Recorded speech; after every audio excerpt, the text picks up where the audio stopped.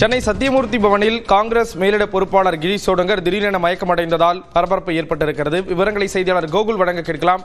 கோகுல், விவரங்களை பகிர்ந்துக்கலாம். தமிழக காங்கிரஸ் கமிட்டியுடைய தேர்தல் பணிகள் குறித்து ஒரு ஆலோசனை கூட்டமானது இன்றைய தினம் சத்தியமூர்த்தி பவனில் நடைபெற்றது. மேலிட பார்வையாளர் முகுல் வாசிங், மேலிட பொறுப்பாளர் கிரீஷ் சோடங்கர் உள்ளிட்டோர் கலந்து கொண்டார்கள். பின்னர் மகளிர் தின நிகழ்ச்சியில் கேக் வெட்டி எல்லாம் கொண்டாடப்பட்டு செய்தியாளர் சந்திப்பும் நடந்தது. பின்னர் கிரீஷ் சோடங்கர் கீழே இறங்கி வரும்போது திடீரென அவருக்கு மயக்கம் ஏற்பட்டது. மயக்கம் அடைந்ததால் ஒரே பரபரப்பாக காணப்பட்டது. உடனடியாக கிரீஷ் சோடங்கர் அங்கிருந்து மருத்துவமனைக்கு அழைத்து செல்லப்பட்டார்.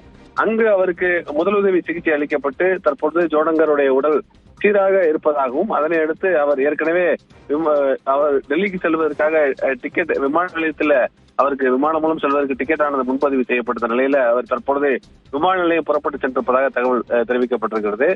ஜோடங்கர் அங்கிருந்து மயக்கமடைந்ததை அடுத்து உடனடியாக காங்கிரஸ் தொண்டர்கள், நிர்வாகிகள் அங்கு அவரை தூக்கி மருத்துவமனைக்கு அழைத்து சென்றது சம்பவமானது சத்தியமூர்த்தி பவனில் ஒரு பரபரப்பாகவே காணப்பட்டது. ஸ்ரீராம், விவரங்களை வழங்கியதற்கு நன்றி கோகுல்.